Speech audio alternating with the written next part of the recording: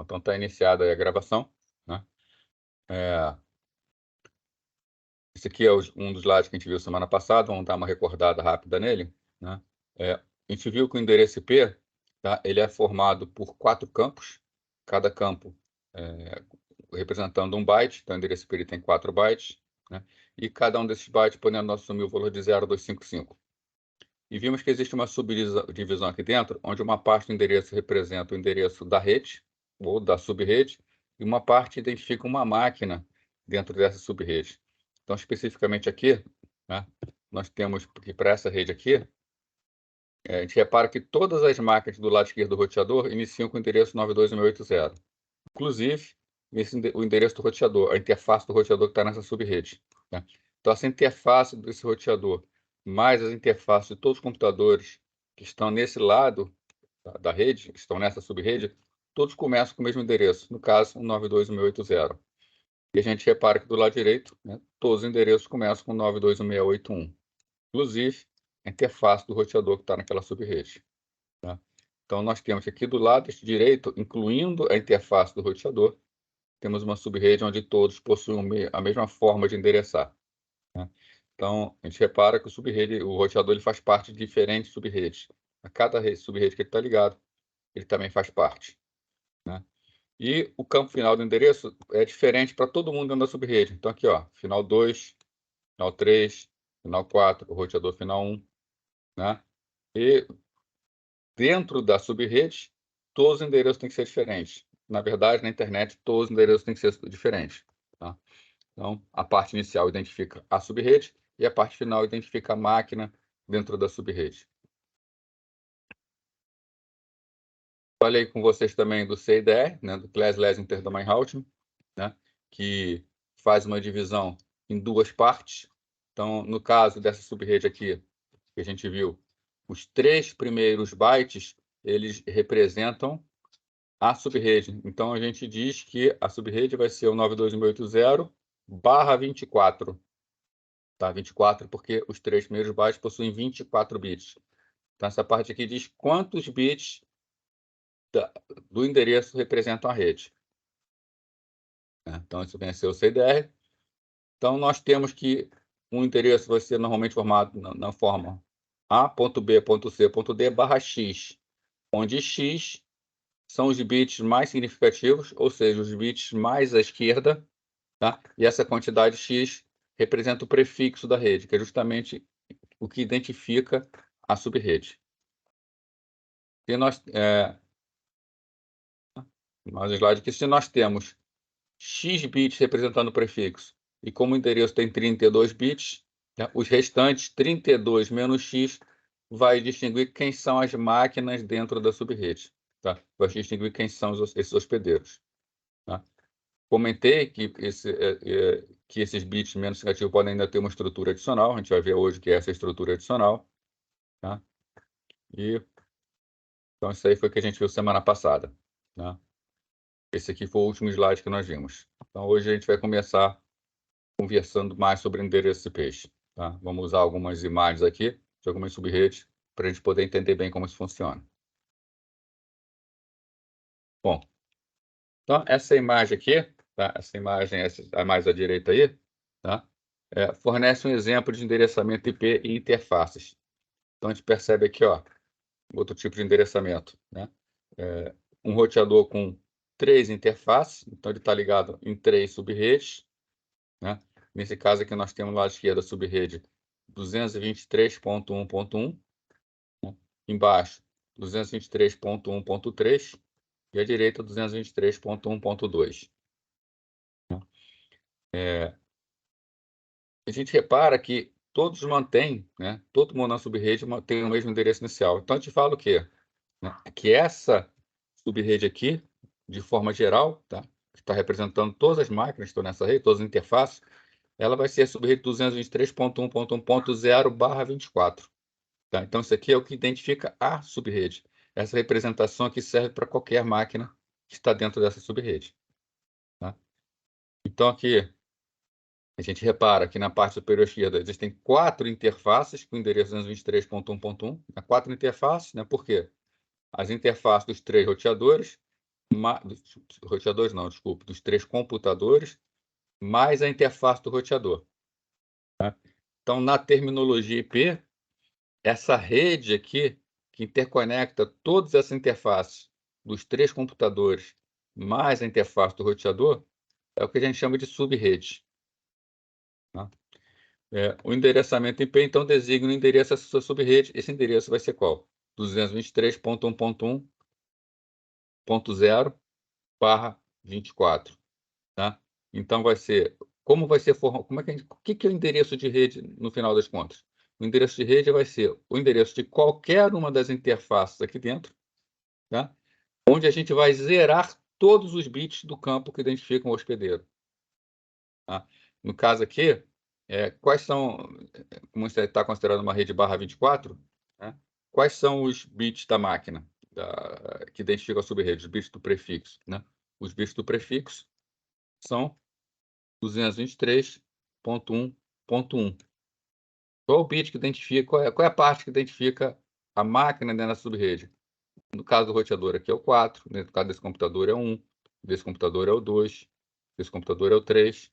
Tá?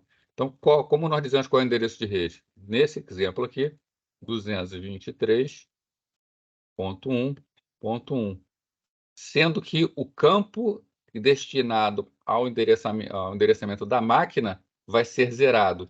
Então, o endereço será 223.1.1.0/24.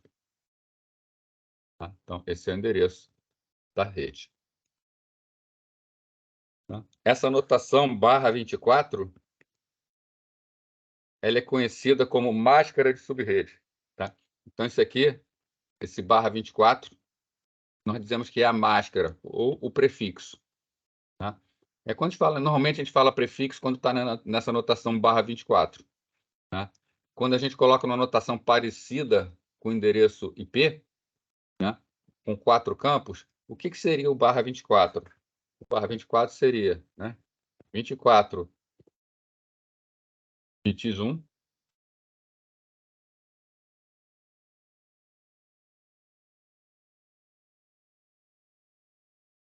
seguido de 8 bits 0. Qual é a representação decimal desses aqui? Cada um que é composto um bit todo um é 255. Então, é 255.255.255.0. Tá? Então, o /24, prefixo /24, também costuma ser representado dessa forma, onde a gente coloca como se fosse um endereço IP. Né?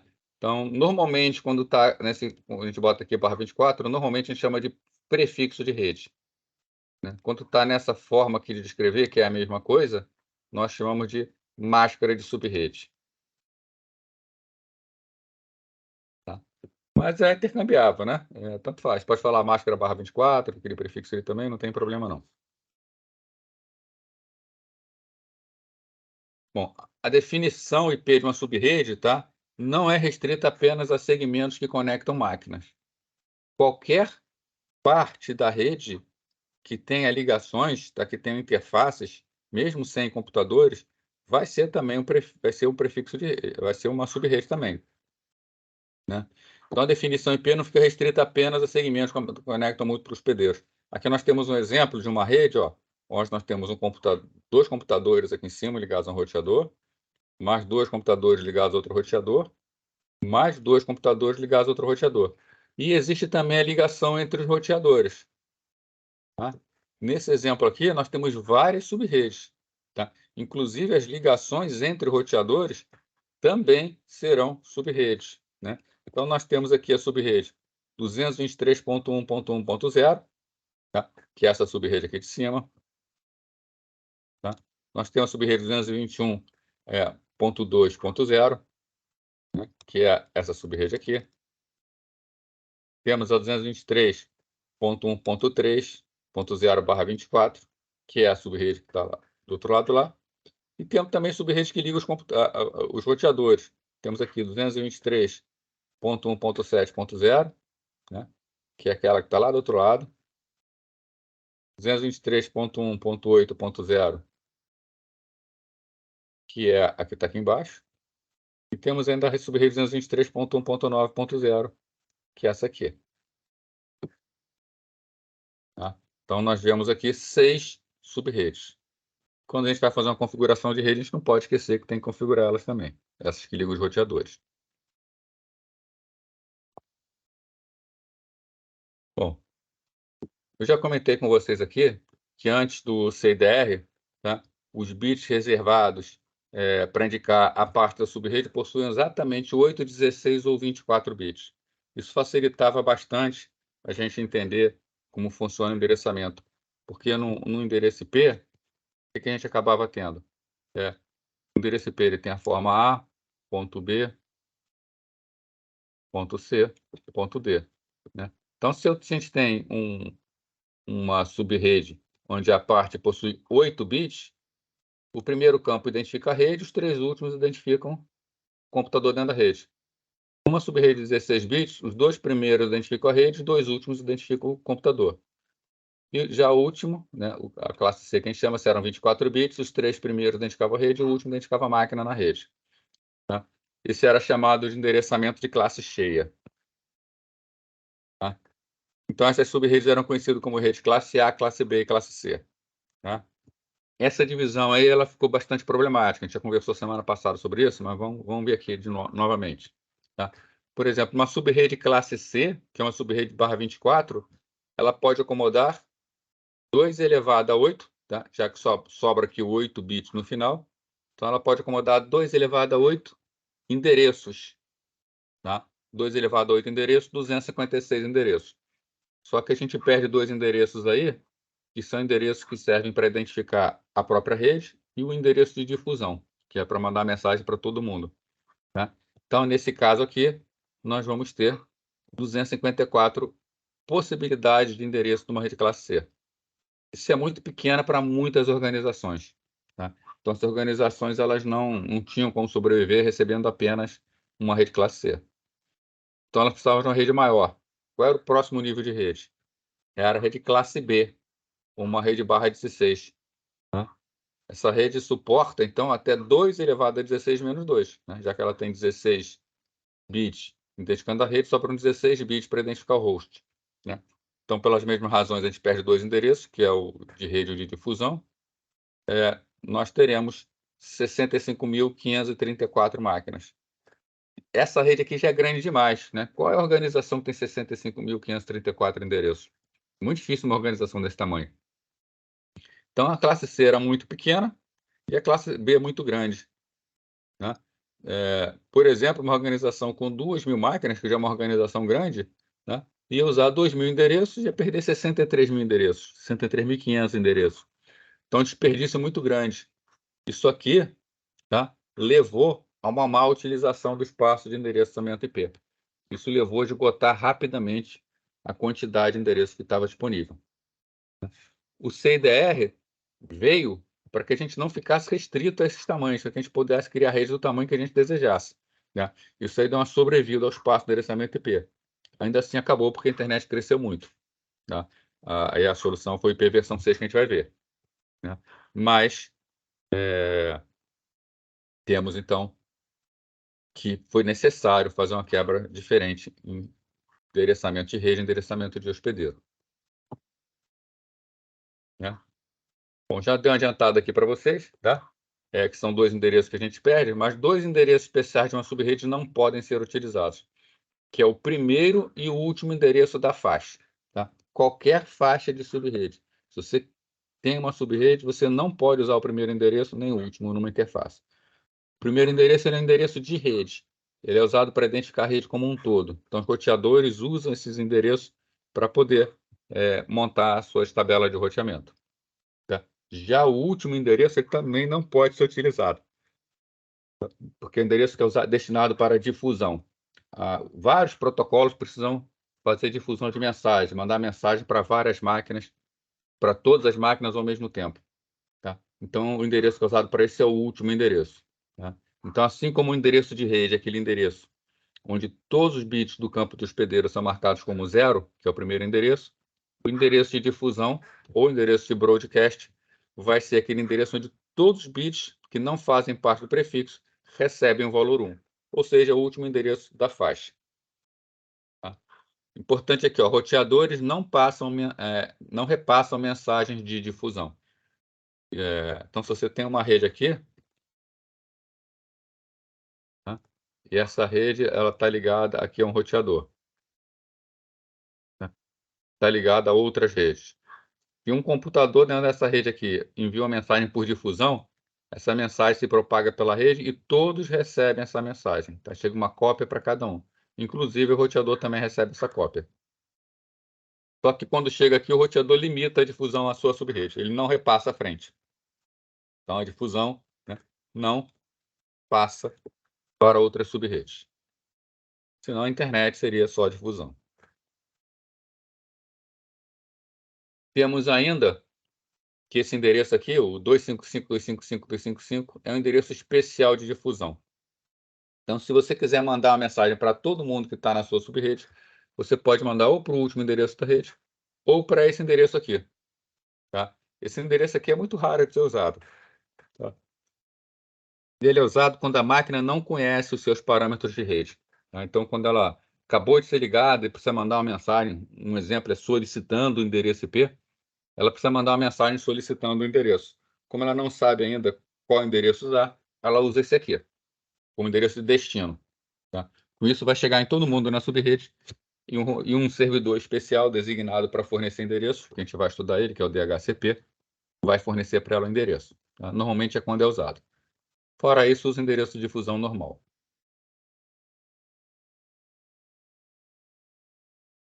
Então, olhando as classes aqui, né? A rede classe A é a rede, tá? Onde? É a rede onde o primeiro campo de byte ele identifica a rede, os três últimos identificam os hospedeiros. Né?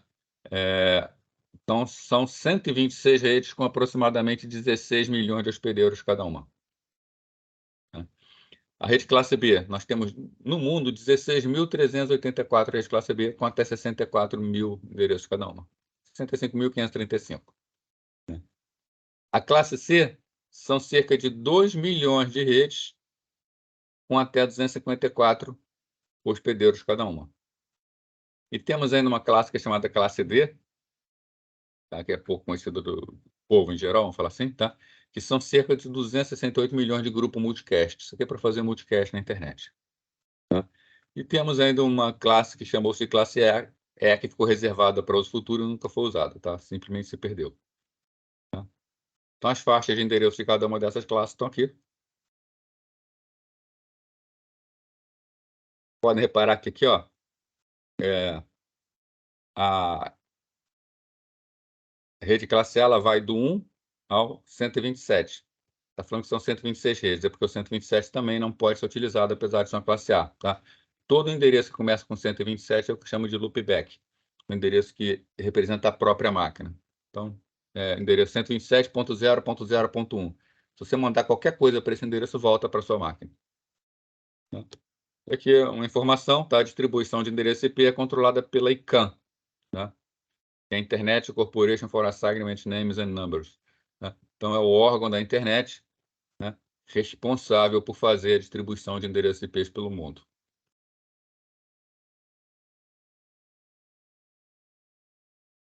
Vamos conversar agora sobre subredes. Bom, o mundo exterior, uma organização enxerga a sua subrede como uma rede única. Tá? Nenhuma informação sobre a estrutura interna é necessária. Isso aqui é pelo seguinte, isso é algo bastante importante para o funcionamento da internet e para se entender também. Vamos supor que eu recebo uma faixa de endereços IPs. Tá? Então, a minha organização ela tem um roteador de entrada. Tá? Beleza. Se eu tenho uma faixa de endereço IPs, eu tenho esse roteador, eu tenho uma rede aqui dentro. Tá? Então, tem uma única rede. E como o mundo exterior é organizado? Tá? A fronteira está aqui, meu roteador está na fronteira. Como o mundo exterior me vê? O mundo exterior me vê como tendo uma única rede aqui dentro. Isso quer dizer que qualquer máquina no mundo, qualquer máquina que esteja na internet, Se quiser mandar uma informação, né, para alguém da minha rede, vai fazer o quê? Vai mandar para essa interface desse roteador, né. Agora vamos supor o seguinte, eu não quero uma única rede aqui dentro, tá. Eu quero que aqui, na verdade, por alguma razão, eu preciso que essa minha rede seja dividida em 4 redes. Então, dentro da minha organização, agora não é mais uma rede, são 4 redes. O mundo externo, ele precisa dessa informação, ele precisa saber que eu tenho aqui 4 redes aqui dentro, né. O que o mundo externo tem que fazer para acessar qualquer máquina dessas 4 redes é mandar informação para esse meu roteador de entrada. Então, desde que a informação chegue aqui e que esse roteador saiba dessa divisão interna, não tem problema nenhum. Isso quer dizer que eu posso modificar a minha rede aqui internamente da maneira que eu quiser, porque isso não vai afetar como o roteamento funciona no mundo, tá? Sempre que eu quiser mandar uma informação, tá, para essa rede, basta que chegue nesse meu roteador.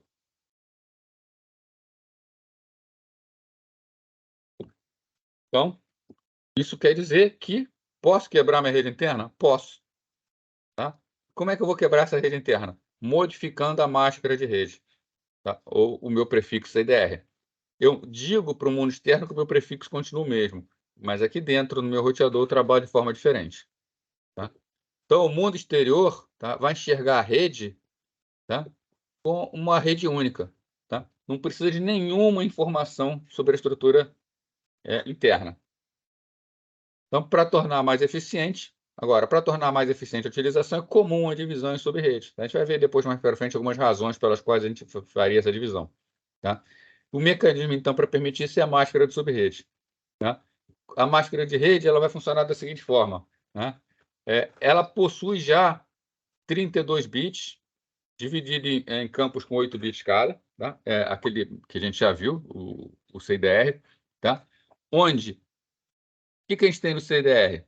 O bit da rede possui, o valor 1, né. Então, naquele endereço /24, que ele significa? O endereço /24 significa que os 24 primeiros bits são 1. E ele é seguido de 8 bits 0.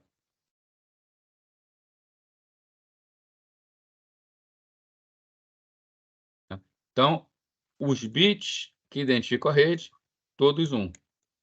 Os bits que identificam a máquina, todos 0.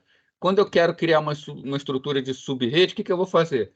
Eu vou roubar daqui, do meu campo que identifica o host, uma quantidade de bits suficiente para me identificar as sub-redes. No caso aqui, eu quero quantas sub-redes? Eu quero 4 sub-redes.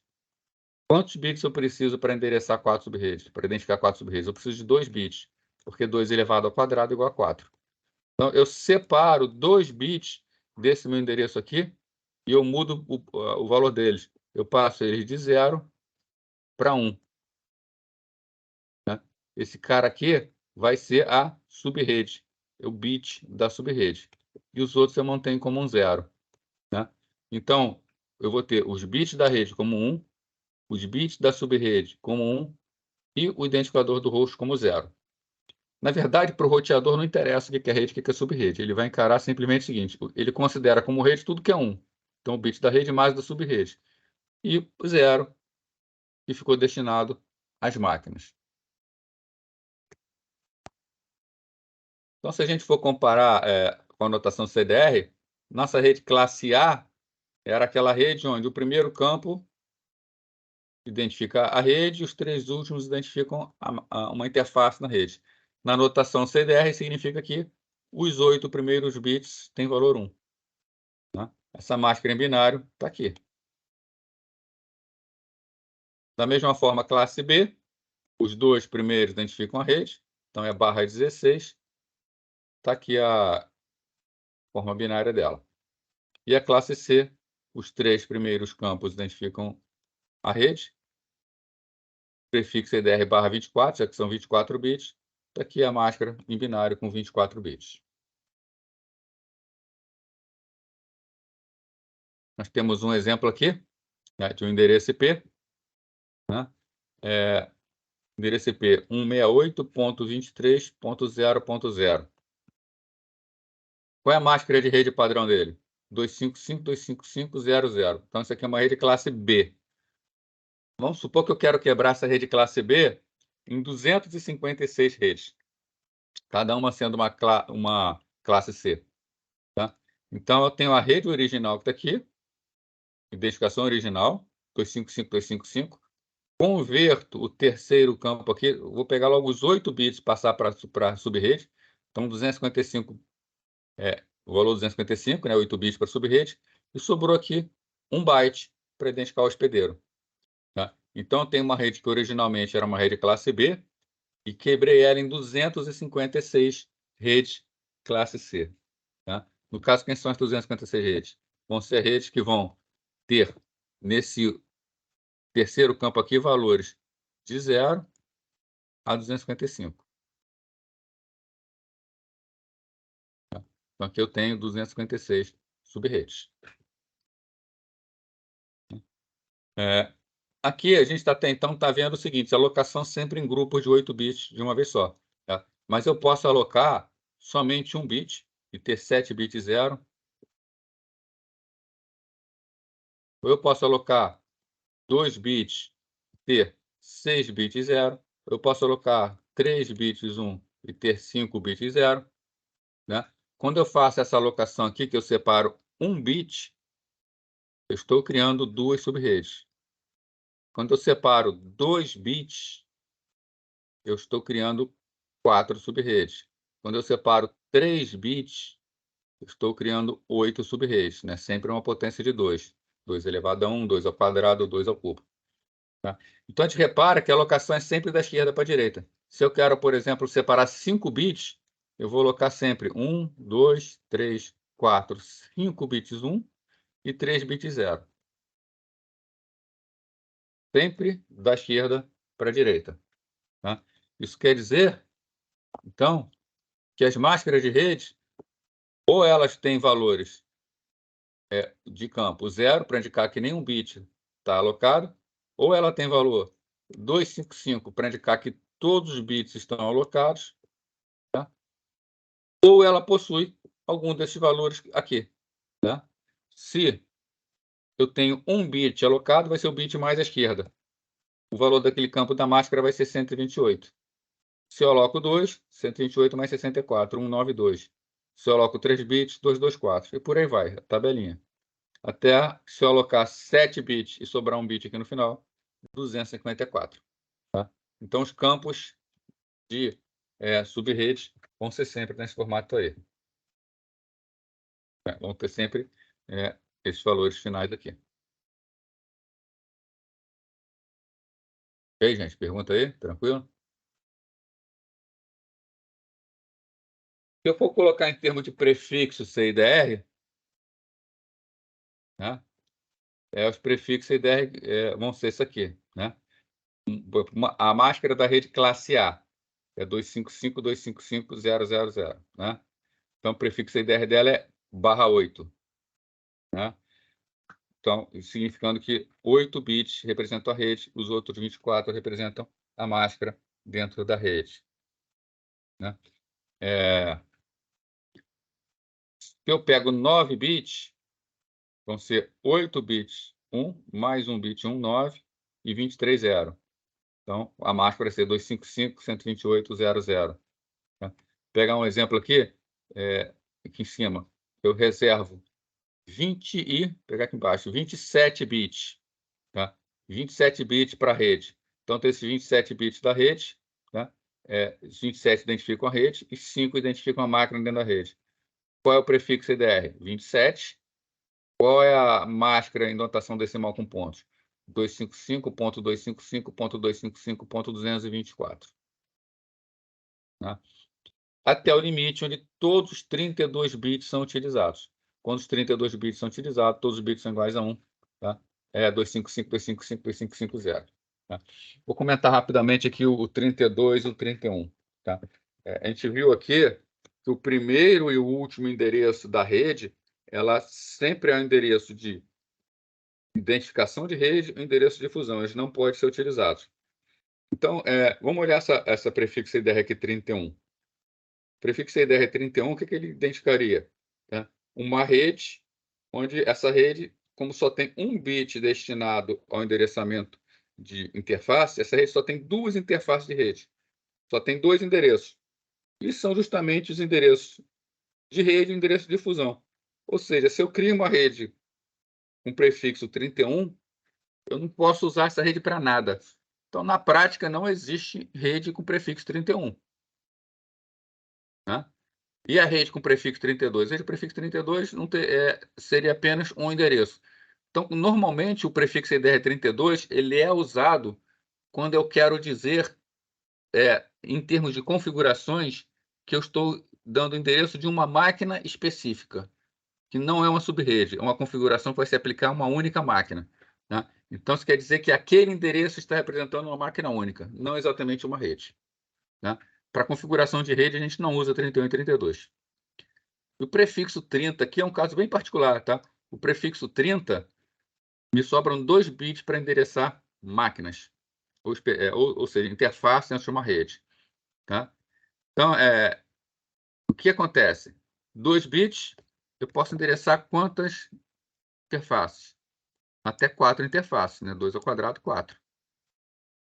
Só que a primeira e a última não podem ser utilizadas. Né? A primeira é a difusão, é endereço de rede, a última é a difusão. Então, sobram 2 endereços. Né? Para que alguém criaria uma rede com 2 endereços? É simples. Normalmente, ligações entre roteadores são ligações ponto a ponto, só tem 2 endereços. Então, esse prefixo /30, ele é muito comum ser utilizado para endereçar subredes que ligam roteadores, já que a gente só usa 2 endereços nessa subrede. Tá? Então, a gente pega uma rede maior e quebra ela em muitas subredes /30. A gente coloca cada uma delas para ligar 2 roteadores. Aí a gente economiza endereços. Mas por que a gente dividiria uma rede em subredes? Né? Por que fazer isso? Tá? Nós temos algumas razões, tá? Aqui são alguns exemplos, tá? Podem ser outras. Primeiro, isolar o tráfego de uma subrede, reduzindo assim o tráfego total da rede. Vamos imaginar um exemplo bastante nosso cotidiano. Um laboratório de uma rede dentro de uma universidade ou dentro de um departamento. Tá? Normalmente, alguns softwares que funcionam em rede, eles fazem muita difusão trocando informações entre eles. Tá? Sistemas operacionais específicos fazem difusão trocando informações entre eles. Então, quando nós temos um grupo que usa um software em particular, e se esse software faz muita difusão, tá? Se a gente divide em subredes, se a gente bota essa subrede diferente ligada numa porta no roteador, o que acontece? As difusões que estão trocadas aqui dentro, a gente já viu que quando chegam no roteador, elas são barradas, elas não passam. Então, isso limita o tráfego. Tá? Outra coisa é que você tem grupos que trocam muitas informações entre eles, acessam, por exemplo, toda hora um servidor de arquivos. Você poderia ter um servidor de arquivos dentro dessa subrede, prestando serviço para esse grupo aqui. Eles estão acessando essa informação aqui dentro dessa subrede, e esse tráfego não está competindo com o restante do tráfego da rede. Tá? Então, isso reduz o tráfego total, já que o tráfego de grupos afins ficam restritos às suas subredes. Também serve para proteger ou limitar o acesso a uma subrede. Tá? Vamos supor que você tem uma subrede aqui onde você tem grupos especiais, tá? Que esses grupos guardam informações sigilosas, que nem as pessoas da própria organização podem acessar, por questões de segurança. Tá? Então, por exemplo, uma indústria automobilística, que a parte de design, que está guardando o design de um novo carro que está no servidor desse grupo. Tá? Não é interessante que outros grupos da empresa tenham acesso a isso. É uma informação sigilosa até para dentro da própria empresa. Tá? Então, quando você coloca na subrede, você pode, por exemplo, botar um firewall nessa subrede, controlando o acesso de todo mundo ali. Tá? Então, você protege essa subrede. Tá? Pode ser política também a solução. Tá? Isso é comum, por exemplo, universidades muito grandes, universidades públicas que têm campos enormes, têm departamentos diferentes. Cada departamento costuma administrar a sua própria subrede. Tá? Tem sua administração própria. Então, você também pode criar várias subredes, entrega a administração de cada uma dessas subredes aos departamentos específicos, né? Então, permitir associação de subredes com departamento ou espaço geográfico específico, né? Ou você tem campos diferentes, pega a Veiga, por exemplo, ela tem campos diferentes. Cada campus tem uma subrede diferente, tem sua administração própria, né? Então, essas aqui são algumas das razões para se dividir, né? Vamos fazer agora um exercício aqui, tá? A gente está falando aqui. Vamos imaginar a seguinte situação aqui, né? Um administrador recebeu para uso essa rede aqui, 172.16.22.0, tá? /24. Então, a gente percebe que qual é a parte dessa rede que identifica, desse endereço que identifica a rede? A rede é identificada por isso aqui, ó, 172.16.22, já que é /24. O /24 indicando que os 8 primeiros bits identificam a rede. E o último campo é identificar a máquina. Só que essa organização precisa utilizar internamente 4 subredes de igual tamanho, tá? Então, quero dividir em 4 subredes. Qual máscara deve ser utilizada, né? Que máscara eu uso para dividir em 4? Outra pergunta: quantas interfaces podem ser configuradas em cada subrede, tá? Qual é a faixa de endereços de cada uma dessas subredes? Se eu vou dividir em 4 subredes, eu vou precisar saber quais endereços tem cada uma delas. E quais desses endereços são utilizáveis, tá? Então, são as 4 perguntas que nós temos que responder aqui. Então, respondendo a primeira delas, né? Qual máscara de subrede deve ser utilizada? Bom, o que eu tenho? Eu tenho que a minha subrede é /24, né? A subrede /24, ela é 255.255.255.0, tá? A melhor maneira de entender o funcionamento é convertendo isso aqui para bit, tá? Então, olha, 255.255.255.0 é 24 bits 1 e 8 bits 0. Eu quero 4 subredes, tá? Então, eu tenho que lembrar o seguinte: esse campo aqui, inicial, ele está me identificando a rede. Eu vou fazer as contas aqui para mostrar como as coisas são. Depois eu vou explicar um macete para entender mais fácil essas contas no final, tá? Então, esses aqui são imexíveis, né? Igual um ministro nosso já falou aí, tá? Não podemos mexer nesses bits, tá? Só me sobram esses aqui que identificam o rosto. Esses aqui são meus, nesse eu posso mexer. Bom, eu quero 4 subredes. Se eu quero 4 subredes, eu preciso separar 2 bits daqui para endereçar as subredes, tá? Já que 2 elevado ao quadrado vai ser 4. Então, esses 2 bits que eram 0, o que vai acontecer com eles? Eu vou convertê-los em bits 1, tá? Então, ficarei com 24 bits que identificam a rede, mais os 2 bits que identificam a subrede. Isso aqui tudo vai passar a ser, para o roteador, a parte que identifica a rede, tá? Então, qual vai ser o meu prefixo EDR? Vai ser o /26.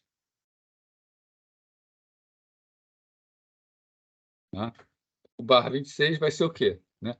Lembrando que esse bit vale 1, esse bit vale 2, esse vale 4, vale 8, vale 16, vale 32.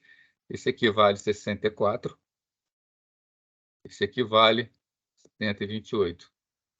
Então, como esses 2 bits passaram a ser 1, 128 mais 64, 192. Tá? Então, quem é a minha máscara de subrede? 255.255.255.192. Essa é a resposta. Quando eu for configurar os computadores, eu vou colocar essa máscara na configuração dos computadores. Uma dúvida aí, pessoal? Tá certinho isso aí?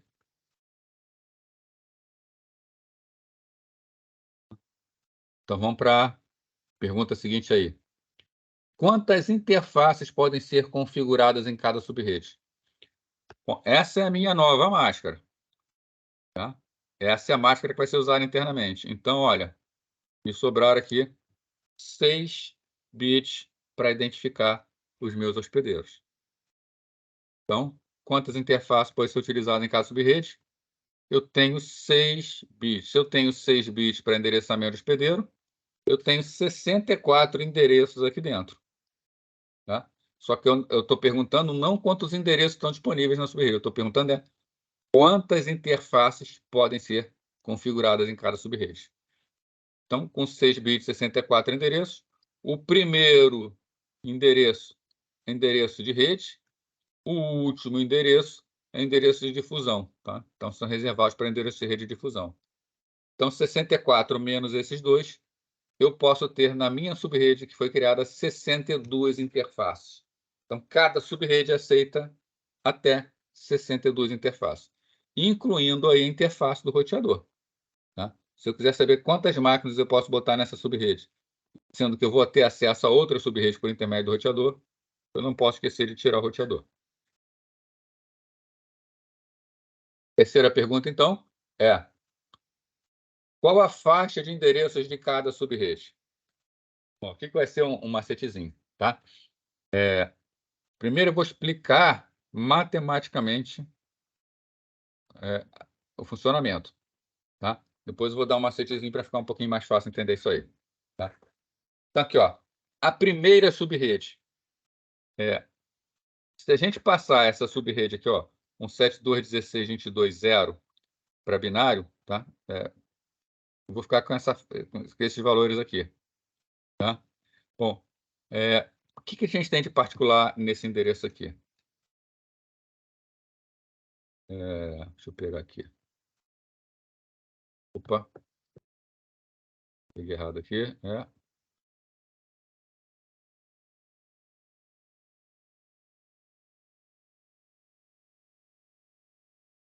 Aqui, ó.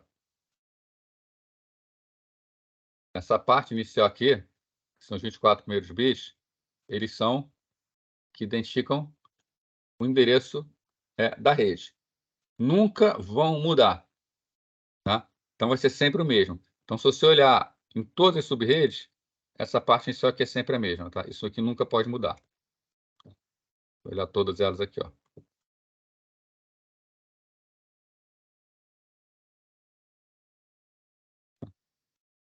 O que é que eu peguei aqui para identificar a subrede? O que eu peguei para identificar a subrede foram 2 bits, né? Então, esses 2 bits, eles podem mudar, né? Então, esses 2 bits aqui, que valores eles podem assumir? Eles podem assumir o valor 00, eles podem assumir o valor 01, eles podem assumir o valor 10, eles podem assumir o valor 11. Tá? Então, se vocês prestarem atenção aqui, ó, são as 4 subredes que nós temos. A subrede que esses 2 bits são 00, a subrede que esses 2 bits são 01, a subrede que esses 2 bits são 0 e a subrede que esses 2 bits são 11. Tá? E os endereços dos hospedeiros dentro da subrede vão desde o primeiro endereço, que é todos os bits iguais a 0, até o último endereço, que é todos os bits iguais a 1. Tá? A parte inicial aqui é toda igual, né? Então, ó, repara na outra também. Todos os bits igual a 0 até todos os bits iguais a 1. Uma dúvida aí, pessoal? Fala aí se tem algum problema. Então, beleza. Se a gente converte de volta para decimal, o que acontece? Esse endereço aqui de cima, tá? Se eu olhar aqui com cuidado, esse endereço aqui, ó, é o endereço 172.16.22.0 e esse último aqui é 172.16.22.63. Tá? Quem é esse endereço aqui, se eu olhar, se eu converter ele de volta para decimal? É 172.16.22.64 até 172.16.22.127. Tá? E, mesma coisa, se eu pegar, converter cada um desses binários para decimal, vou ver que da terceira vai do 128 ao 91 e a última vai do 192 ao 255. Tá? Então, quais são os endereços de cada subrede? São esses aqui. 172.16.22.0, 172.16.22.63. Está cada um desses que está em azul aqui. Então, a primeira pergunta entenderam por que os endereços são esses? Tá legal isso? Bom, agora, né, eu vou precisar ficar toda hora convertendo para bit cada vez que eu calcular uma subrede? Não, não vai ser necessário, tá? Eu só quis mostrar aqui para vocês essa forma aqui, para vocês entenderem por que são esses endereços, né? E ficar bastante claro. Aqui, ó, a parte inicial nunca vai mudar, porque essa parte inicial aqui, que é o prefixo original, os /24, é o que vem da internet, que vocês estão autorizados a utilizar. Então, isso aqui nunca vai mudar. E o que vai variar para definir subrede são os bits que vocês passaram do campo de host para o campo de rede. Então, conforme eu vario esses bits, eu vario as subredes. Agora, como é que eu descubro esse endereço aqui? Tem uma forma muito mais fácil, né? Como é que a gente faz na prática? Qual é o endereço inicial da minha faixa? O endereço inicial da minha faixa está aqui, ó, 172.16.22.0. Então, vou botar aqui, ó.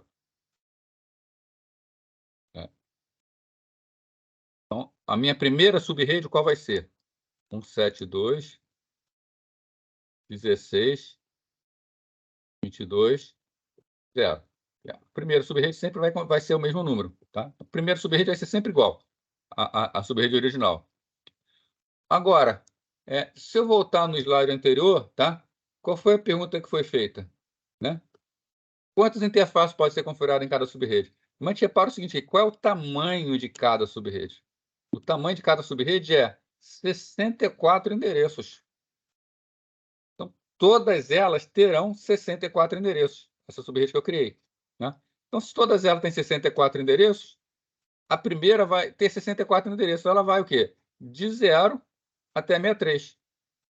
Quanto vai ser? Qual é o endereço da segunda subrede, então? O endereço da segunda subrede é 172.16.22. Qual é o tamanho dela? 64. Né?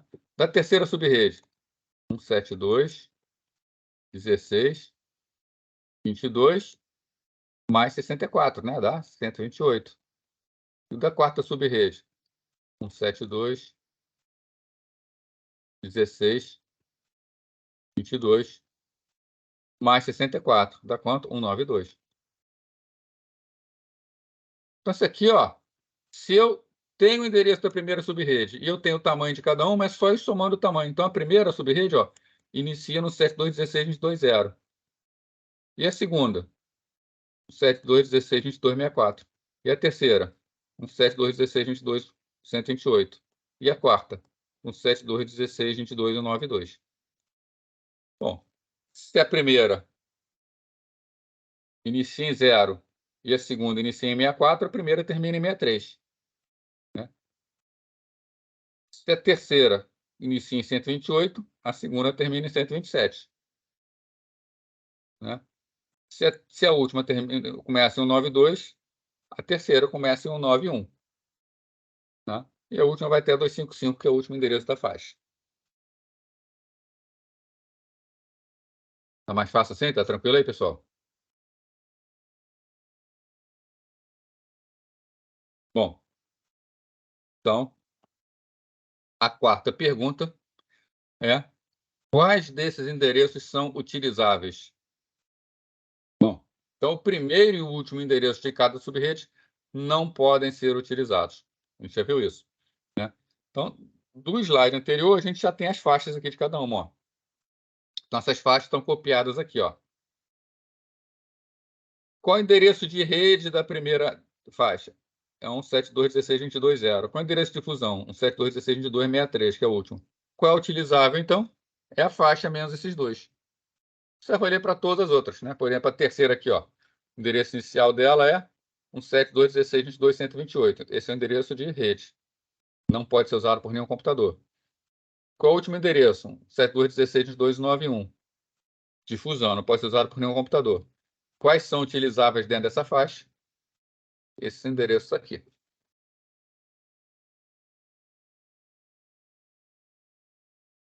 Vamos ver mais um exercício aqui, tá?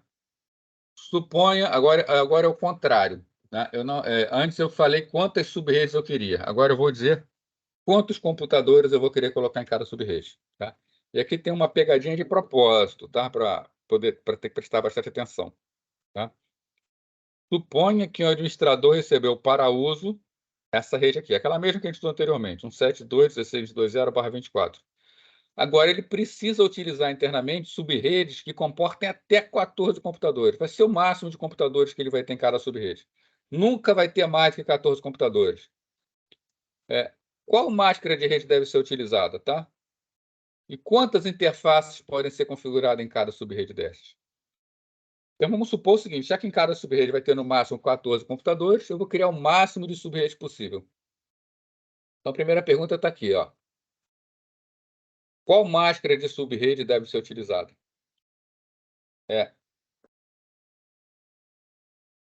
Se eu separo um bit para o campo de endereços, de host, eu posso representar até quantos endereços? 2 endereços. Se eu separo 2 bits, eu posso representar até 4 endereços. Se eu separo 3 bits, eu posso representar até 8 endereços. Isso não me serve ainda, porque eu quero 14 computadores, né?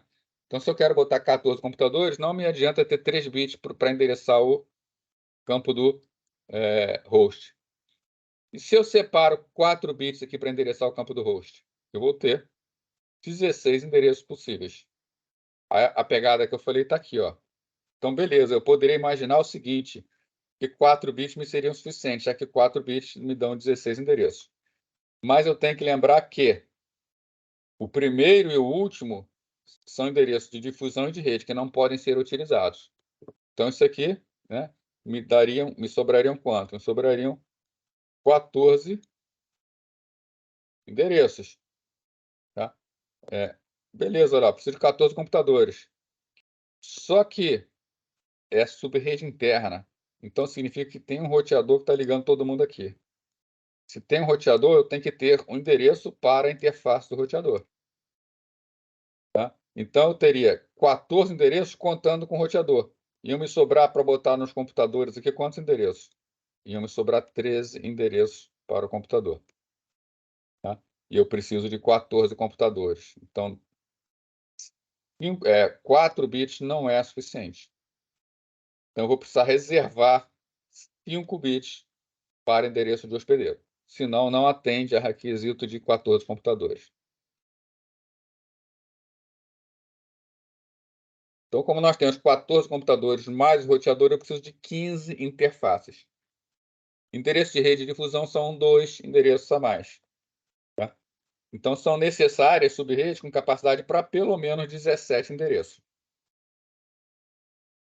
Para que eu possa compor a rede com 14 computadores. Portanto, eu preciso de 5 bits. 4 bits não me são suficientes. Né? Bom, se eu preciso de 5 bits, qual é a máscara padrão? A máscara padrão é a barra 24 da minha rede. Eu preciso separar 5 bits para o hospedeiro. Então, não posso ter menos do que isso. Logo, me sobram 3 bits para endereçar as subredes. Então, a máscara de rede vai ser aquela máscara com prefixo barra 27. Tá? Vão ser 27 bits 1. Essa máscara com prefixo barra 27 é a máscara 224. Tá? 224, só para ficar bem claro aí, né? O primeiro aqui vale 128, né? O segundo aqui vale 64. O terceiro aqui vale 32. E somar isso tudo aqui, vocês vão ver que vai dar o valor 224. Então, respondendo à pergunta, essa é a máscara que vai ser utilizada. A segunda pergunta, quantas interfaces podem ser configuradas em cada subrede? Bom, então, se eu tenho 5 bits, 2 elevado a 5 igual a 32 endereços. Tiro o endereço de rede e endereço de fusão, me sobram 30 endereços. Então, podem ser configuradas até 30 interfaces de rede, incluindo a interface do roteador. Tudo bem? Tranquilo?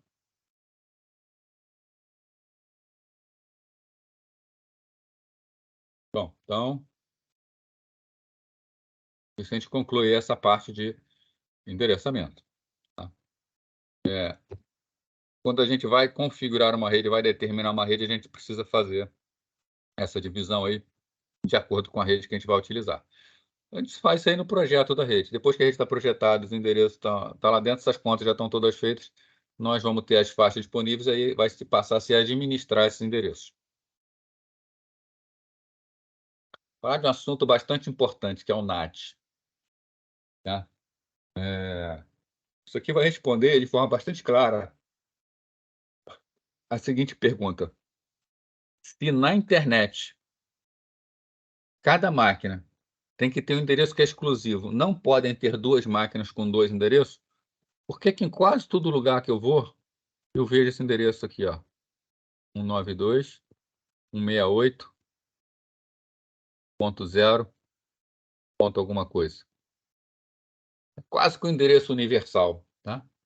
Então, eles se repetem, tá? Eles se repetem, tá? A gente vai ver, isso aqui é por causa desse carinha aqui, o NAT, tá? Que foi uma técnica importantíssima que permite, que está fazendo com que o IPv4 sobreviva até hoje. Então, vamos ver o funcionamento dessa técnica que é tão importante. Então, atualmente, tá? Endereço IP são escassos, tá? Há muito pouco para ser distribuído, muito pouco mesmo. Na verdade, oficialmente acabou, tá? O ICANN, né, que a gente viu que é o órgão da internet responsável pela distribuição de endereço IP, ele já entregou o último endereço IP há muito tempo, tá? Mas existem organizações que receberam algumas faixas e não utilizaram todas elas, tá? Não utilizaram todos os endereços da faixa. Por isso que a gente fala que tem muito pouco para ser distribuído. Não pela própria internet, mas na prática. Então, o esgotamento desse endereço IP versão 4, tá? Ele não é um problema teórico que pode acontecer em algum momento, né? A solução, então, foi ser criada essa técnica aqui, chamada de NAT, Network Address Translation, é a tradução de endereço de rede. A RFC 3022 descreve como é o funcionamento dela, tá? Então, basicamente, com ela é o seguinte: com o NAT, uma organização ela pode utilizar internamente uma faixa de endereço que não é válida na internet. Então, a ideia aqui é o seguinte: a rede da organização vai estar ligada lá à internet por intermédio de um roteador. E aqui dentro vão ter alguns endereços, tá?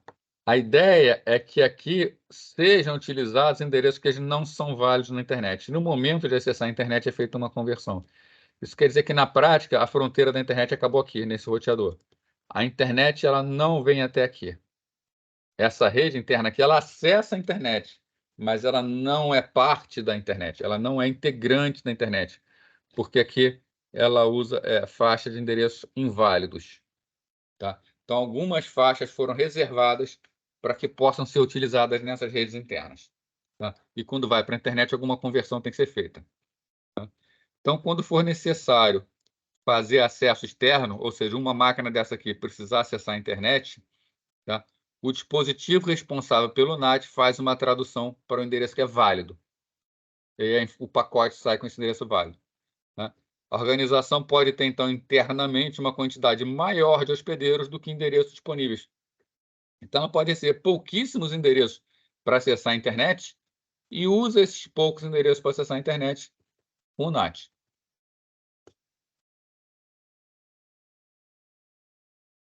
Então, qual é a ideia básica quando se usa o NAT? A gente atribui para cada organização uma pequena quantidade de endereços IP para poder usar na internet. E dentro da organização, ela usa o endereço IP exclusivo dela, que a gente chama de endereço IP privado, tá? Esse endereço IP privado é usado apenas para o roteamento do tráfego interno, tá? Quando um pacote sai da organização, então, quando ele vai para a internet, é que ocorre a conversão do endereço. Para isso, então, 3 intervalos de endereço IP foram declarados como endereços privados. São endereços que qualquer um pode utilizar internamente. Eles não são válidos na internet, tá? Então, pegou esse endereço, tanto de classe A, quanto de classe B, quanto de classe C, tá? A rede classe A é a rede 10. qualquer rede começada por 10 ponto qualquer coisa, tá? Que vai desde o 10.0.0.0 até o 10.255.255.255, pode ser utilizado. Essa rede possui máscara 255.0.0.0. Foram separadas 16 redes classe B, sem máscara 255.255.0.0, que são as redes que vão desde a rede 172.16 até a rede 172.31. Qualquer rede também começada com esse endereço aqui, acessa a internet. Pode ser usado como endereço privado. E, por fim, uma rede classe C, que é a rede 192.68. Né? Uma rede classe C não, na verdade, 256 redes classe C. Tá? Então, desde a rede 192.68.00 até 192.68.255.255, eu também posso usar internamente. Então, essas organizações podem utilizar esse endereço da maneira que quiser internamente. Só não pode sair com esses endereços. Nenhum pacote contendo esse endereço pode aparecer na própria internet. Tá? E esses 3 intervalos foram, então, os definidos.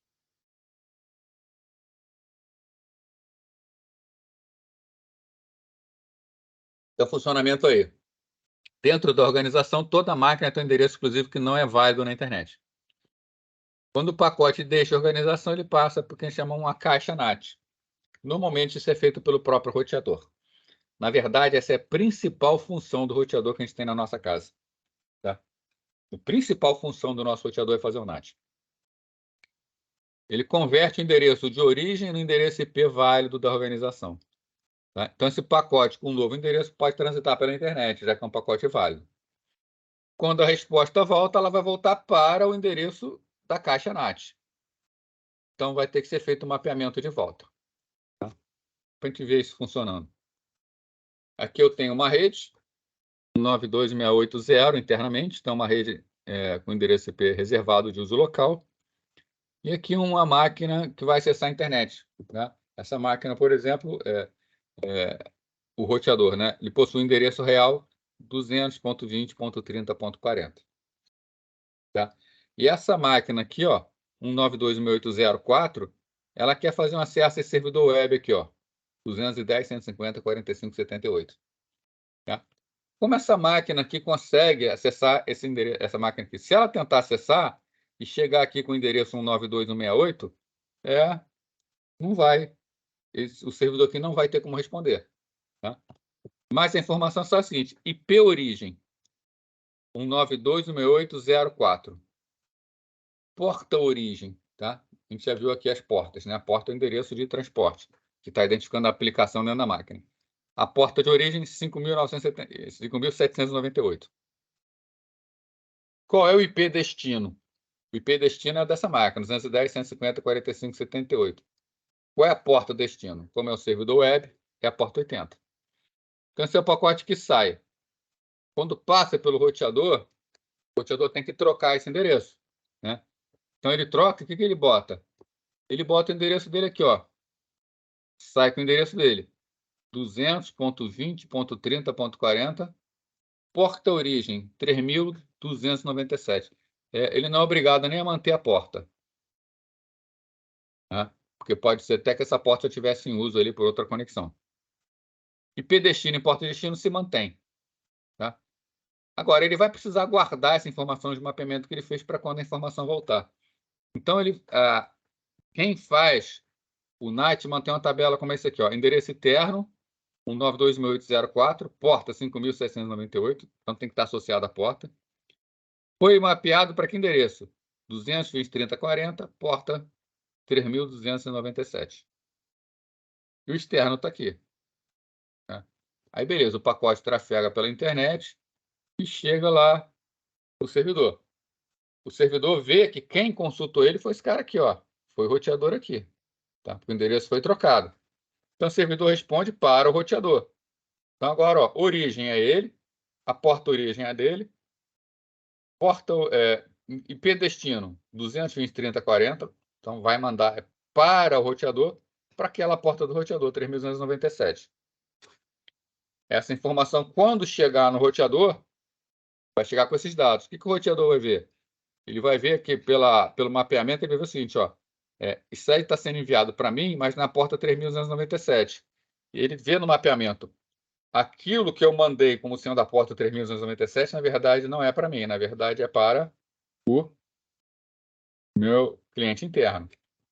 Então, ele refaz o pacote botando o endereço correto agora, 192.804, destino, porta destino 5.798. Tá?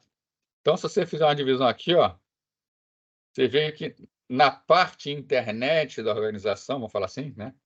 Aqui na parte internet, tudo funcionou com endereços válidos na internet, não teve problema nenhum.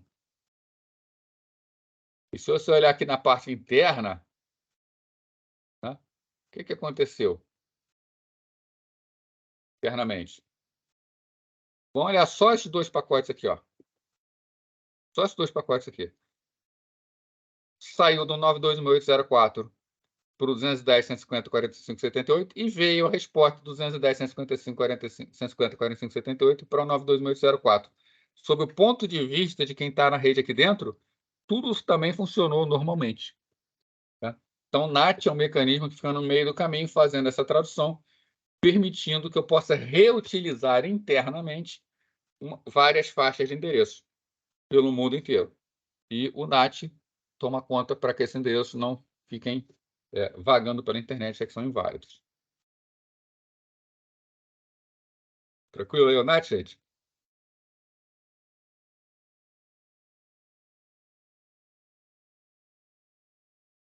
Bom, vamos lá.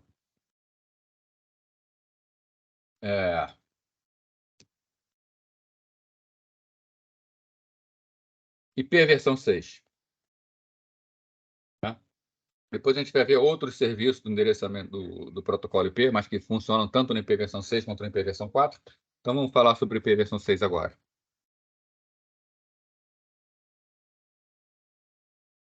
Na década de 90, tá? A IETF, que é o órgão responsável pelos protocolos da internet, tá? Iniciou o esforço para desenvolver o sucessor do endereço IP versão 4. Eu estou com um probleminha aqui com o meu PowerPoint, tá, gente? Ele está iniciando às vezes sozinho, aí, normalmente uma vez por vez, plural, tá? Ele deu uma voada aqui agora, deixa eu chamar ele de novo. Seturar isso até a Microsoft resolver ajeitar esse problema.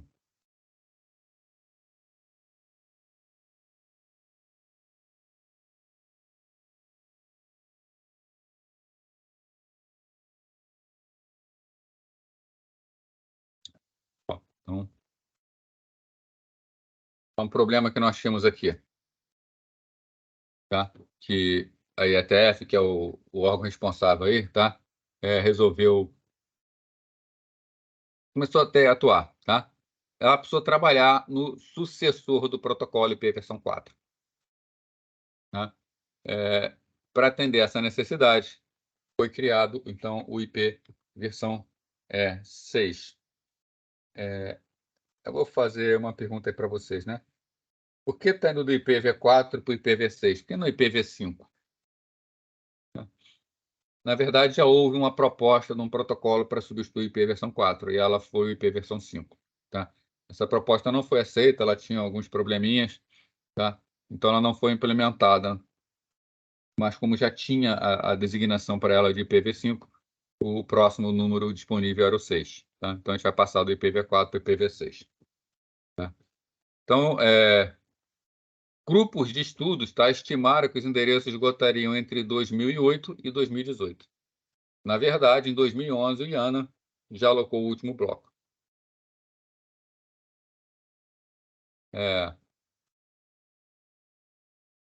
Para atender, então, essa necessidade, foi desenvolvido o IP versão 6. Tá? Bom, essa foi a motivação. Tá? Precisava resolver esse problema. É claro que, já que vamos fazer um protocolo novo, né, o IP versão 4 é um protocolo bastante antigo, né? Então, vamos logo melhorar muita coisa nele. A tecnologia melhorou, novas técnicas apareceram. Tá? As redes hoje têm um comportamento diferente, elas estão mais rápidas, os meios estão mais confiáveis. Então, no que a gente pode melhorar para ficar tudo melhor? Tá? Então, uma coisa que se percebeu é o seguinte: os roteadores estavam trabalhando muito. Eles estavam tendo muito trabalho com a IP versão 4. Tá? Até porque o IPv4 é de uma época que os enlaces eram extremamente lentos comparado com os enlaces atuais. Hoje nós temos enlaces super velozes, então os pacotes chegam com velocidade absurda no roteador. Então a gente precisa simplificar o trabalho do roteador. E o grande trabalho do roteador é manipular pacotes IPs. Então, se o IP versão 6 puder dar uma melhorada nisso e fornecer e der menos trabalho ao roteador, vai funcionar melhor. Tá? Então, essa ideia de simplicidade também teve uma grande força.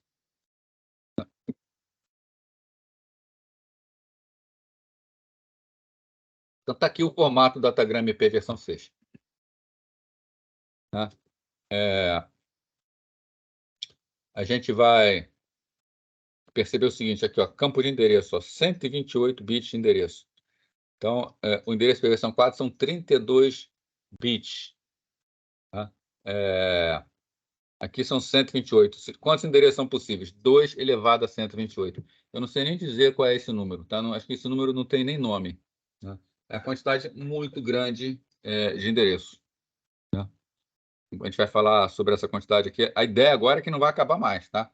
Quando surgiu o IPv4, o pessoal falou assim, não, isso aqui é muita coisa, não vai ter tanta rede assim no mundo. 4 bilhões de endereços é mais do que suficiente. Acabou. Vamos ver se aí vai acabar. Então, o formato datagrama começa com a versão. IP versão 4, aqui dentro vem o valor 4. IP versão 6, aqui dentro vem o valor 6. Então, olhando os primeiros bits, a gente sabe qual é a versão do protocolo. Tá?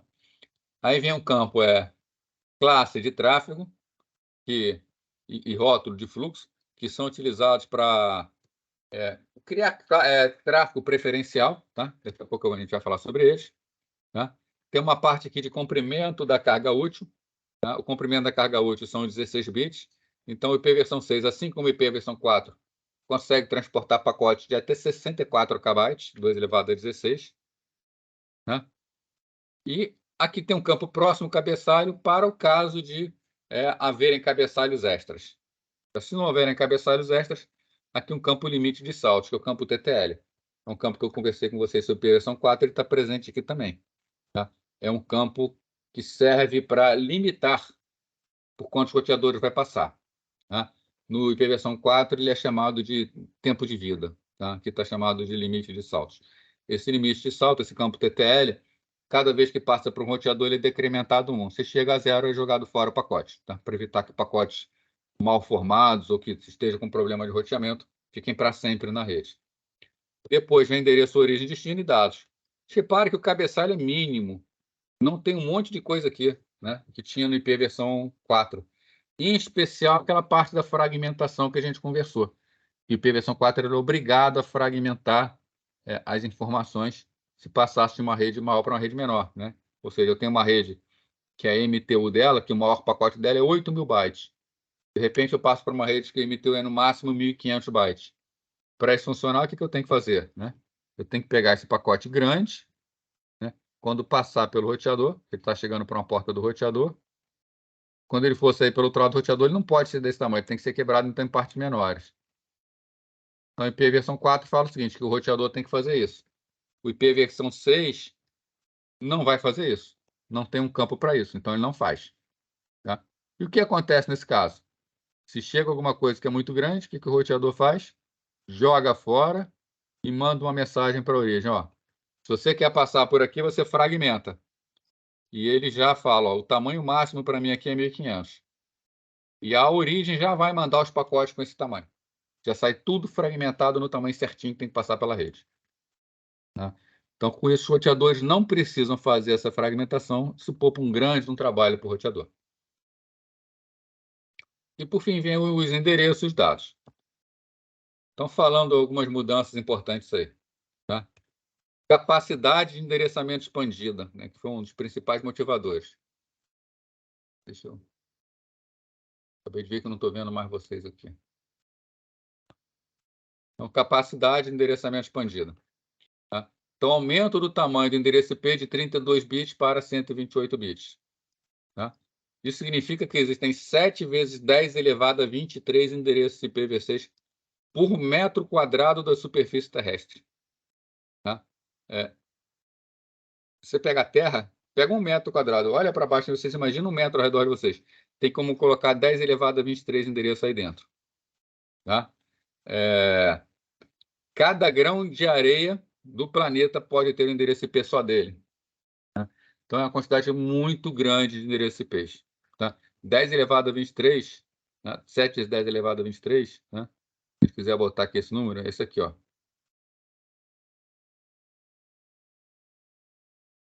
7, 1, 2, 3, 4, 5, 6, 7, 8, 9, 10. Aí vocês botam mais ou menos o mesmo tamanho aí. 21, 22, 23. É a quantidade de endereço IP, tá? 23 bits zero aqui, ó. 23 bits não. 22 números zero aqui. Tá? Então, quantidade absurda. A ideia é não, que nunca mais falte endereço IP. Bom, temos então também a introdução de um novo endereço, denominado endereço para qualquer membro do grupo, ou Ncast. O endereçamento IPv4 ele permite dois tipos de endereço. O padrão é o endereçamento unicast. O unicast é que você manda de um para um, uma máquina mandando para outra. Você também tem no IP versão 4 o endereço multicast, que é uma máquina podendo mandar para todo mundo do grupo dela. Agora, o IPv4, o IPv6, ele permite, além desses dois, ele permite o Ncast. Você tem o grupo multicast, só que não precisa chegar em todo mundo, basta que chegue em apenas um. Tá? Então, ele permite que o datagrama seja entregue a qualquer hospedeiro do grupo. E não precisa ser entregue a todos. O cabeçalho foi aprimorado de 40 bytes. Tá? Vários campos do IPv4 foram descartados, outros se tornaram opcionais. Tá? Então, como tem um cabeçalho de comprimento fixo de 40 bytes, permite processamento mais veloz. Outra mudança aqui, rotulação de fluxo e prioridade. Aqueles campos, esses campos aqui, ó, né? Classe de tráfego, rótulo de fluxo. Aqui um texto do livro, tá? Permite rotular pacotes que pertencem a fluxos particulares para os quais o remetente requisita tratamento especial, tal como um serviço de qualidade não padrão ou um serviço de tempo real. Tá? Então, por exemplo, telefonia na internet. Tá? Você permite rotular um pacote como sendo um pacote de uma conversa telefônica. Com isso, os roteadores podem dar tratamento especial para ele. Tá? Um pacote de vídeo de tempo real, por exemplo, uma transmissão de um programa ao vivo pela internet. Tá? Permite dar um tratamento especial a esses pacotes. Tá? Então, os projetistas do IPv6 prevêem a possibilidade, tá? Ou a possível necessidade de diferenciar serviços, mesmo que o exato significado de fluxo ainda não tenha sido determinado. Né? Então, o IPv6 ele não determina exatamente quais são os fluxos, ele apenas identifica para que possa ser utilizado. Tá? Então, pode ser usado para dar prioridade a acesso a datagramas para algumas aplicações. Diversos campos foram removidos. Um deles, fragmentação e remontagem. Então, já conversei com vocês isso aqui, né? O IPv6 não permite a fragmentação e remontagem em roteadores intermediários. Tá? Essas operações devem então ser realizadas pela origem. Então, se um datagrama recebe um pacote, roteador, né? Recebe um datagrama que é muito grande, o roteador vai descartar o datagrama e mandar uma mensagem CMP de volta. Mensagem CMP são mensagens de erros que nós vamos ver. Tá? Essa mensagem de pacote muito grande diz que a origem tem que quebrar os pacotes. Tá? Isso melhora o desempenho de roteador, já que eles têm que trabalhar menos. Soma de verificação de cabeçalho é outra coisa que foi tirada, não existe mais. Tá? Essa tarefa ela já é verificada por outros protocolos, em especial pelo protocolo de transporte, para garantir a confiabilidade dos dados. Então, o que acontecia? Né? Aquele campo TTL, que ele é decrementado a cada pacote, toda vez que chega um pacote IP no roteador, o roteador no IPv4, o roteador tem que desmontar o pacote, mudar o valor do campo TTL e recalcular essa soma de verificação, já que mudou um campo de cabeçalho. Então, era um cálculo que o roteador tinha que fazer que tomava muito tempo dos roteadores. Então, essa soma de verificação ela foi tirada também. Isso permite também um processamento mais rápido. E a parte de opções também, tá? A remoção do campo de opções, tá? Resulta em um cabeçalho de tamanho fixo que pode ser processado mais rapidamente. Tá? Então, se for necessário a opção, ela pode ser implementada com o campo do uso próximo cabeçalho. Tá? Se for necessário, não se usa isso. Então, simplificou-se para ficar mais rápido. Aqui uma estatística de uso, tá? Não é nenhuma estatística oficial, cientificamente válida, tá? Mas é uma boa estatística. Se vocês entrarem nesse endereço aqui do Google, tá? O Google ela mede a adoção de endereçamento IPv6 pelo tráfego que chega nos seus servidores. Tá? Então, os servidores do Google eles estão reportando, eu peguei aqui a estatística de agosto de 2023, vem numa crescente. Tá? Então, hoje, na média, de 40% a 45% dos acessos que são feitos ao Google já é feito com endereçamento IP versão 6. O número não está muito bom, não. Na verdade, já passou vários prazos de troca, tá? A gente já deveria estar todo mundo usando IP versão 6 há bastante tempo. A gente percebe aqui que, segundo o Google, no acesso aos seus servidores, praticamente metade já está usando. Tá? Isso aqui é um mapa, estatística de implantação do IPv6 por país, em agosto de 23. Tá? Então, se você pegar aqui Brasil, por exemplo, está naquela faixa lá que o Google fala, nos 40%. Tá? Os Estados Unidos está lá perto de 60%. Né? O país acho melhorzinho aqui é a Índia, né? 70%, 80%. Tá? Enquanto tem países aqui que você pega aqui a África, principalmente, né? Ou tá lá no zero, algumas raridades entre 10 e 20, e muitos aqui nem têm disponível essa informação.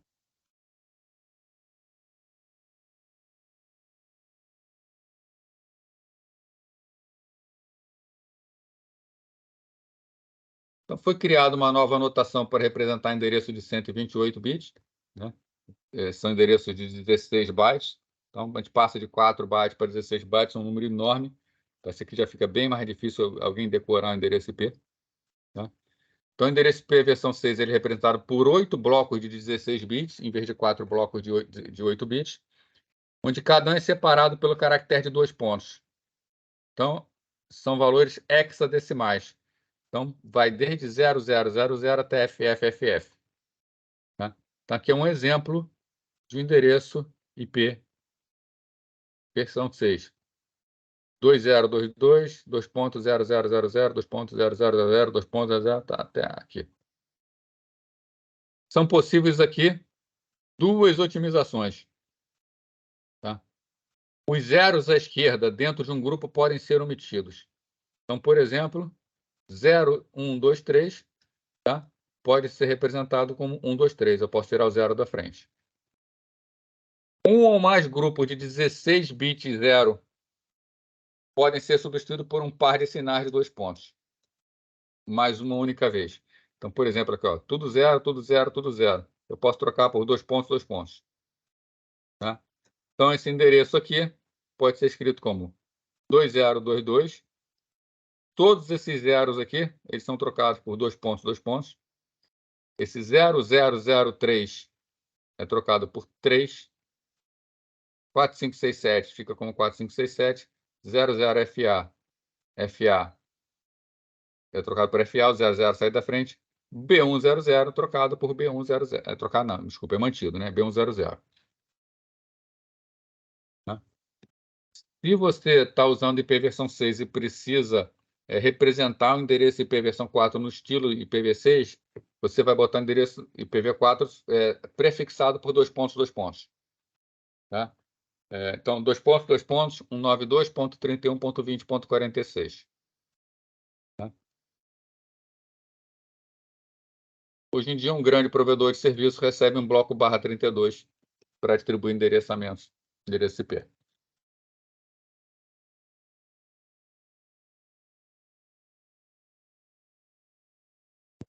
Tranquilo aí, gente? Tá?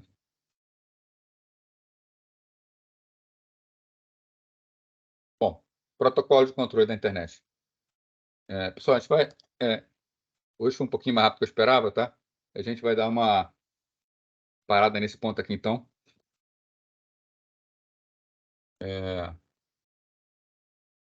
E aí, semana que vem, a gente volta a esse assunto, a gente vai ver os protocolos de controle, né? Então, hoje a gente terminou de ver o IP versão 4, vimos como fazer cálculo de endereçamento, cálculo de rede e tudo mais, e vimos aí o funcionamento, como é o endereço IP versão 6. Tá?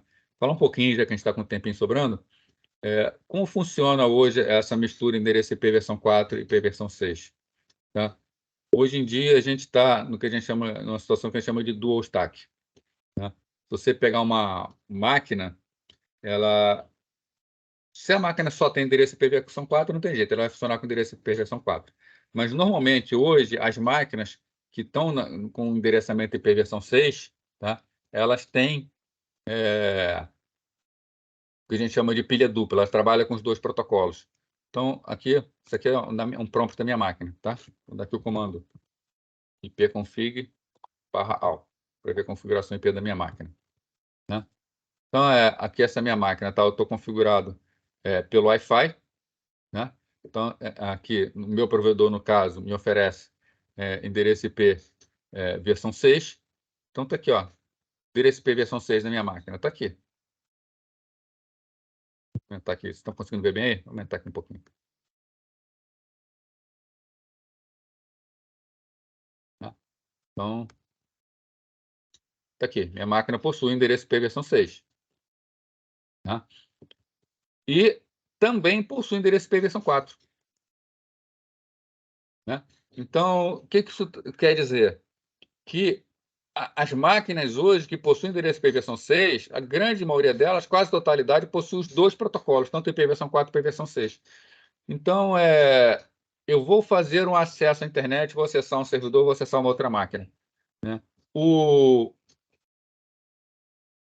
protocolo IP diz o seguinte, vai usar o IP versão 6. Então, se eu me conecto com outra máquina, essa máquina tem também endereço IPv6 e endereço IPv4, toda a conversa entre elas acontece pelo IP versão 6. Né? Agora, se a minha máquina tem endereço IP versão 6 e endereço IPv4 e a outra só tem endereço IPv4, aí não tem jeito, eu saio com endereço IPv4. Né? Então, hoje, a gente trabalha com a chamada pilha dupla. As máquinas que estão na internet possuem os dois endereços, IPv6 e IPv4. E quando finalmente chegar um dia em que todo mundo, ou pelo menos quase todo mundo, esteja com o endereço IP versão 6, vai chegar o grande dia do desligamento, né? Vai ser combinado uma data, e a partir dessa data, os roteadores vão receber a configuração para só trabalhar com o endereço IP versão 6. E a partir desse momento, todos vão precisar ter o endereço IP versão 6. Tá? E a gente chega lá, tá? Desde que eu me formei, há muitos e muitos anos atrás, né? 30 anos atrás, que se fala, que eu ouço assim, não, a gente já está chegando lá, a gente já vai chegar no endereço IP versão 6. Né? E ainda estamos aí no IP versão 4. Então, gente, alguma dúvida, alguma pergunta aí?